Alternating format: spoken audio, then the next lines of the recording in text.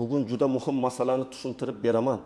Yaqinini yo'qotgan oilaga beriladigan daf etish uchun yordam puli uni kim oladi? Qanday tartibda rasmiylashtiriladi? Avval qanday edi va hozir nimalar o'zgardi? Bu ma'lumot har bir oilaga tegishli. Chunki bunday vaziyat kutilmaganda bo'ladi. Odam esa qayg'u ichida hujjat, muddat qayerga borish kerakligini bilmay qoladi. Eng achinarlisi, ko'pchilik bu yordam puli borligini ham bilmaydi yoki kechikib o'z haqqidan foydalana olmaydi. Men bugun sizga oddiy tilda amaliy misollar bilan tushuntiraman. Dafn puli kimlarga beriladi? Pensiya jamg'armasi bu masalada qanday yordam ko'rsatadi? Miqdor oshirilganda bu oilaga qanday ta'sir qiladi? Qaysi holatlarda rad javobi bo'lishi mumkin? Qaysi hujjatlarni tayyorlash kerak? Videoni oxirigacha ko'ring. Chunki eng muhim nozik joylar aynan oxirroqda bo'ladi. Hozirning o'zida kanalga obuna bo'ling, like bosing. Chunki bunday huquqiy va ijtimoiy ma'lumotlarni bilish pulingizni, vaqtingizni va asabingizni saqlab qoladi. Dafn etish uchun beriladigan yordam puli bu marhumning yaqinlariga odatda dafn marosimi xarajatlarini qoplashga ko'mak sifatida ajratiladigan bir martalik to'lovdir. Ya'ni bu har oy beriladigan nafaqa emas, pensiya ham emas. Balki marhum vafot etgandan keyin rasmiy murojaat asosida bir marta to'lanadigan ijtimoiy yordamdir. Avvallari ko'p oilalar bu pulni olish jarayonini murakkab deb o'ylardi. Kimdir mahallaga borish kerak deb bilardi. Kimdir pensiya jamg'armasiga, kimdir fadiyya yoki shifoxonaga yugurardi. Natijada odamlar bir idoradan ikkinchisiga yurib vaqt yo'qotardi. Yana bir muammo shuki, ayrimlar dafn puli faqat pensioner vafot etsa beriladi deb o'ylaydi. Aslida tartib vaziyatga qarab farq qiladi. Marhum pensioner bo'lganmi, ishlaganmi, sug'urta badallari bo'lganmi, voyaga yetmagan bola bo'lganmi, ishsiz shaxs bo'lganmi, bularning hammasi ahamiyatga ega. Hozirgi o'zgarishlarning mazmuni shundaki, dafn etish uchun yordam puli bo'yicha tartiblar ancha aniqlashmoqda. Ayrim to'lovlar miqdori oshirilmoqda. Murojaat qilish jarayonida raqamli ma'lumotlardan foydalanish kengaymoqda. Eng muhimi, endi fuqaro o'zini yo'qotib qo'ymasligi kerak. Vafot haqidagi guvohnoma, ariza, shaxsni tasdiqlovchi hujjat va bank rekvizitlari bo'lsa, ko'p holatda masala hal bo'ladi. Lekin har bir holatda kimga murojaat qilish kerakligini aniq bilish zarur. Men bu yerda alohida urg'u beraman. Yordam pulining aniq miqdori davrga, qonunchilikdagi so'nggi o'zgarishlarga va marhumning maqomiga qarab belgilanadi. Shuning uchun siz videoni ko'rayotgan paytda amaldagi summani pensiya jamg'armasining hududiy bo'limidan, yagona interaktiv davlat xizmatlari portalidan yoki mahalla orqali tekshirib olishingiz kerak. Lekin prinsip o'zgarmaydi. Agar oilangizda vafot holati yuz bersa, dafn puli bo'yicha murojaat qilish huquqingiz bor yo'qligini albatta aniqlang. Asosiy qism kim xavotir olishi kerak va kim xavotir olmasligi kerak birinchi navbatda. Bu ma'lumot pensionerlarning farzandlari va qarindoshlariga kerak. Masalan, otangiz yoki onangiz yoshga do'yib pensiya olayotgan bo'lsa, u kishi vafot etgandan keyin dafn etish bilan shug'ullangan shaxs yordam pulini olish masalasini ko'tarishi mumkin. Bu shaxs farzand bo'lishi shart emas. Amalda dafni kim tashkil qilgan bo'lsa, hujjatlarni kim rasmiylashtirsa va xarajatni kim ko'targan bo'lsa, o'sha murojaat qilishi mumkin. Albatta, qarindoshlik hujjatlar va ariza tartibi talab qilinadi. Misol keltiraman. Bir oilada yetim 2 yoshli ona pensiya olib kelgan. U vafot etdi. Dafn ishlarini katta o'g'li tashkil qildi. Qabriston masalasi, transport, marosim xarajatlari, diniy xizmatlar, qarindoshlarni kutib olish va boshqa xarajatlar. O'g'il agar dafn puli haqida bilmasa, hamma xarajatni o'zi ko'tarib, davlat tomonidan beriladigan yordamni olmay qolishi mumkin. Agar bilsa, vafot haqidagi guvohnoma rasmiylashtirilgach, pensiya jamg'armasi bo'limiga yoki tegishli tartibda davlat xizmatlari orqali murojaat qiladi. Natijada unga bir martalik yordam puli to'lanadi. Bu pul barcha xarajatni to'liq qoplamasligi mumkin, lekin og'ir kunda oilaga real yordam bo'ladi. Ikkinchi toifa nogironlik pensiyasi yoki boquvchisini yo'qotganlik pensiyasi oluvchilar oilasi. Agar bunday pensiya oluvchi shaxs vafot etsa, uning yaqinlari ham daf etish uchun yordam puli masalasini ko'rib chiqishi kerak. Ko'pincha nogironligi bo'lgan shaxslar oilasida xarajatlar allaqachon ko'p bo'ladi. Dori-darmon, parvarish, davolanish, transport. Vafotdan keyingi dafn xarajatlari esa yanada og'irlik qiladi. Shuning uchun bu yordam pulini olishni uyat yoki ortiqcha deb bilmaslik kerak. Bu qonuniy huquq. Uchinchi toifa ishlayotgan fuqarolar. Agar shaxs rasmiy ishda ishlagan bo'lsa, ayrim hollarda daf etish uchun yordam puli ish beruvchi yoki ijtimoiy sug'urta tartiblari orqali ko'rib chiqilishi mumkin. Bu yerda juda muhim farq bor. Marhum pensioner bo'lsa, masala ko'pincha pensiya jamg'armasi orqali yuradi. Marhum rasmiy ishlovchi bo'lgan bo'lsa, ish joyi bilan ham aloqaga chiqish kerak. Ba'zan ish joyi xodimning vafoti munosabati bilan moddiy yordam ham ajratadi. Bu davlat tomonidan beriladigan dafn puli bilan aralashib ketmasligi kerak. Biri qonuniy ijtimoiy to'lov bo'lsa, ikkinchisi korxonaning ichki qarori bo'lishi mumkin. Misol, 45 yoshli erkak zavodda rasmiy ishlagan, u vafot etdi. Oilasi faqat mahaldan yordam kutib o'tirsa, ish joyidan beriladigan imkoniyatlarni o'tkazib yuborishi mumkin. To'g'ri yo'l. Birinchi navbatda o'lim haqidagi tibbiy ma'lumotnoma va hadiydan vafot guvohnomasini olish, keyin ish joyiga murojaat qilish, kadrlar bo'limi va buxgalteriya bilan gaplashish, qanday to'lovlar borligini yozma ravishda so'rash. Shu bilan birga pensiya jamg'armasi yoki ijtimoiy himoya organlaridan ham ushbu holat bo'yicha dafn yordami beriladimi, yo'qmi aniqlashtiriladi. 4-toifa ishsiz, ammo oilasi og'ir ijtimoiy ahvolda bo'lgan shaxslar. Bu yerda odamlar ko'p adashadi. U ishlamas edi, pensiya olmas edi. Demak, hech narsa berilmaydi deb o'ylashadi. Har doim ham bunday emas. Mahalla hokimlik ijtimoiy himoya tizimi orqali kam ta'minlangan oila sifatida yordam masalasi ko'rilishi mumkin. Bu aynan pensiya jamg'armasi to'lovi bo'lmasligi mumkin, lekin oilaning og'ir ahvoli inobatga olinib, moddiy yordam ajratilishi ehtimoli bor. Shuning uchun men har doim aytaman. Rad javobini o'zingiz o'ylab topmang. Avval rasmiy so'rang. 5-toifa yolg'iz yashagan pensionerlar. Masalan, qariya yolg'iz yashagan, farzandlari boshqa viloyatda yoki chet elda. Dafni qo'shnilar, mahalla yoki uzoq qarindoshlar tashkil qilgan bo'lishi mumkin. Bunday holatlarda yordam pulini kim oladi degan savol tug'iladi. Asosiy mezon, dafni kim amalga oshirdi, kim mas'ul bo'ldi? Hujjatlarda kim murojaat qilmoqda? Lekin bu holatda mahalla davlatnomasida guvohlar, xarajatni kim ko'targani haqidagi ma'lumotlar talab qilinishi mumkin. Shuning uchun bunday vaziyatda har bir qadamni hujjatlashtirish muhim. Kim xavotir olmasligi kerak? Agar sizning yaqinlaringiz hali hayot, hujjatlari joyida, pasporti yoki ID kartasi bor, pensiya to'lovlari rasmiy, yashash manzili aniq bo'lsa, vahimaga tushish shart emas, lekin oldindan bilib qo'yish kerak. Qayerda pensiya bo'limi joylashgan? Mahalla raisi kim? Oiladagi hujjatlar qayerda turadi? Bank kartasi bormi? Pensiya qanday olinadi? Bularni bilish kerak. Chunki og'ir kunda aynan shu mayda ko'ringan narsalar katta muammoga aylanadi. Raqamlar bilan oddiy hayotiy vaziyatlarni ko'rib chiqamiz. Masalan, dafn marosimining eng zarur xarajatlari bir necha yo'nalishdan iborat bo'ladi. Qabriston va joy tayyorlash, transport, kafan va boshqa zarur buyumlar. Marosimdagi tashkiliy xarajatlar, uzoqdan kelgan qarindoshlarni kutish, ayrim hududlarda diniy yoki odatiy xizmatlar. Oilaning sharoitiga qarab bu xarajatlar turlicha bo'ladi. Bir oilada xarajat kamroq bo'lishi mumkin. Boshqasida esa marhumni boshqa viloyatdan olib kelish kerak bo'lsa, xarajat keskin oshadi. Shuning uchun yordam pulining oshirilishi oilalar uchun bevosita ahamiyatga ega. U qarzni kamaytiradi. Bolalar yoki turmush o'rtog'i zimmasidagi bosimni yengillashtiradi. Eng kamida dastlabki xarajatlarning bir qismini yopadi. Yana bir misol. Marhum pensioner har oy pensiyasini bank kartasiga olib turgan. U vafot etgach, oila kartadagi pulni ishlatish mumkinmi? Pensiya kelishda davom etadimi deb o'ylaydi. Bu juda nozik masala. Vafotdan keyin pensiya to'lovlari to'xtatilishi kerak. Agar vafotdan keyin noqonuniy tarzda pensiya yechib olinsa, keyinchalik qaytarish talabi yoki huquqiy muammo chiqishi mumkin. Dafn puli esa alohida tartibda beriladi. Demak, marhumning vafotidan keyingi pensiyasi bilan dafn yordamini aralashtirmaslik kerak. Birinchi nozik jihat muddat.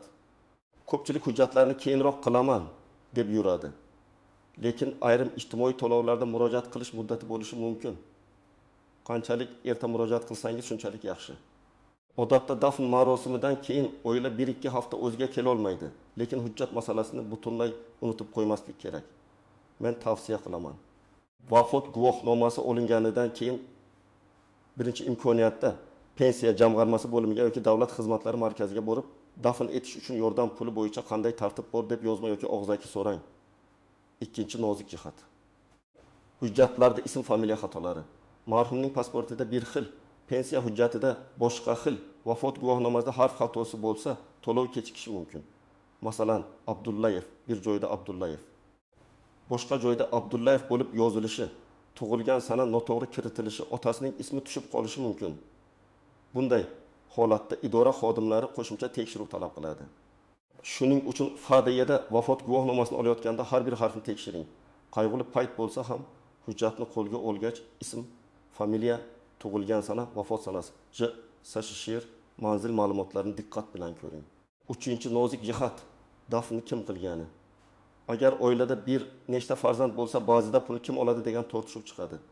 Masalan, dafnni kichik o'g'il qilgan, lekin katta o'g'il hujjat bilan murojaat qilgan. Yoki qiz farzand xarajat qilgan, lekin boshqa qarindosh pulni olishga uringan. Bunday nizolarning oldini olish uchun oilada kelishib oling.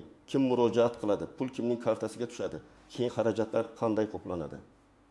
Agar dam xarajatini bir kishi qilgan bo'lsa, boshqa qarindoshlar uning haqini tan olishi kerak. Davlat idorasi oilaviy janjalni hal qilmaydi. U hujjatga qaraydi. 4-nozikat, bank karta va hisob raqami. Bugungi kunda ko'p to'lovlar naqd emas, bank orqali beriladi. Murojaat qiluvchi shaxsning bank kartasi yoki hisob raqami tayyor bo'lishi kerak. Ba'zan odamlar arzi topshiradi, lekin bank rekvizitini noto'g'ri beradi. Natijada pul qaytadi yoki kechikadi. Bank nomi, MFO, hisob raqami. Karta egasining FIOsi to'g'ri bo'lishi kerak. Agar karta boshqa odam nomida bo'lsa, muammo chiqishi mumkin. Eng to'g'ri yo'l murojaat qilayotgan odamning o'z nomidagi bank kartasi bo'lsin. 5-nozik jihat.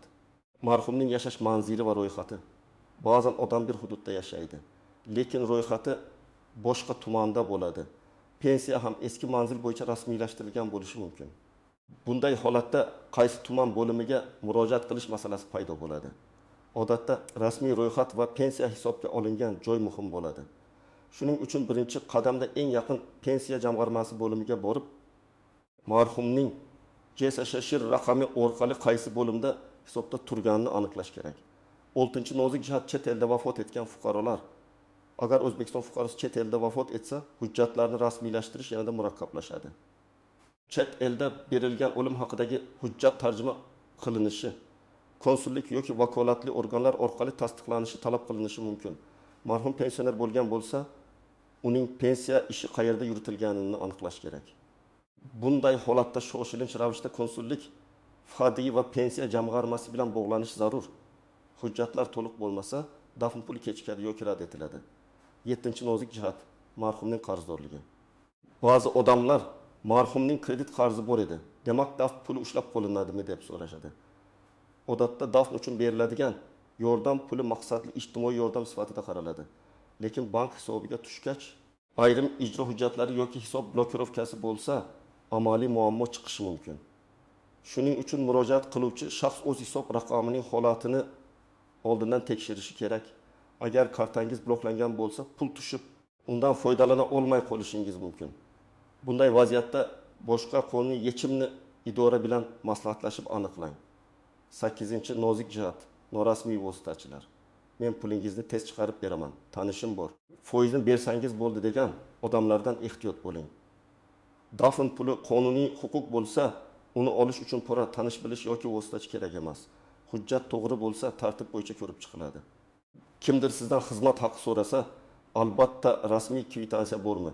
Bu davlat boji yoki pullik xizmatmi deb so'rang. Og'ir kunda odam aldanishga moyil bo'ladi. Shuning uchun hushyor bo'ling. Endi aniq qadamlarni aytaman. Birinchi qadam: vafot holati bo'yicha tibbiy hujjatni oling. Odatda shifokor yoki tibbiyot muassasasi o'lim haqidagi tibbiy ma'lumotnomani beradi.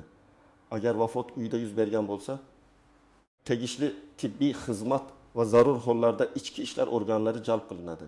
Bu bosqichni rasmiy qiling, chunki keyingi barcha hujjatlar shu asosda yuradi. Ikkinchi qadam: FADIY organidan vafot haqidagi guvohnomani rasmiylashtiring. Bu eng asosiy hujjatlardan biri. Guvohnomani olayotganda ma'lumotlarni tekshiring. Xato bo'lsa, darhol tuzatishni so'rang. Keyin tuzatish ancha ko'proq vaqt oladi. Uchinchi qadam: marhumning maqomini aniqlang. U pensioner edimi? Rasmiy ishlaganmi? Nogironlik pensiyasi olganmi? Ishsiz edimi? Kam ta'minlangan oiladan edimi? Har bir maqom bo'yicha murojaat yo'nalishi farq qilishi mumkin. Agar pensioner bo'lsa, pensiya jamg'armasi bo'limiga murojaat qilish eng muhim yo'l. Agar ishlagan bo'lsa, ish joyiga ham albatta murojaat qiling. Agar ijtimoiy himoyaga muhtoj oila bo'lsa, mahalla va ijtimoiy himoya organlariga ham murojaat qiling. 4-qadam: hujjatlarni yig'ing. Odatda sizga vafot haqidagi guvohnoma, murojaat qiluvchining pasporti yoki ID kartasi, ariza, bank rekvizitlari, marhumning shaxsiy ma'lumotlari kerak bo'ladi. Ayrim holatlarda qarindoshlikni tasdiqlovchi hujjat, nikoh guvohnomasi, tug'ilganlik guvohnomasi, mahalla ma'lumotnomasi, dafnni kim amalga oshirgani bo'yicha dalolatnoma ham so'ralishi mumkin. Hujjatlar ro'yxatini hududiy bo'limdan aniq so'rang, chunki vaziyatga qarab qo'shimcha talablar bo'lishi mumkin. 5-qadam ariza yozing. Arizada kim nomidan murojaat qilayotganingiz, marhumning fiyosi, tug'ilgan va vafot etgan sanasi, JSHSH raqami, marhumning pensiya yoki ish holati, dafnni kim tashkil qilgani, to'lovni qaysi bank hisobiga o'tkazish kerakligi ko'rsatildi. Arizani shoshilmay, tushunarli yozing. Agar xodim og'zaki kerak emas desa ham imkon bo'lsa. Murojaatingizni ro'yxatdan o'tkazdiring yoki elektron tarzda yuboring. Chunki yozma murojaatning javobi bo'ladi. 6-qadam, javob va to'lov muddatini aniqlang. Ariza topshirgandan keyin qachon ko'rib chiqiladi?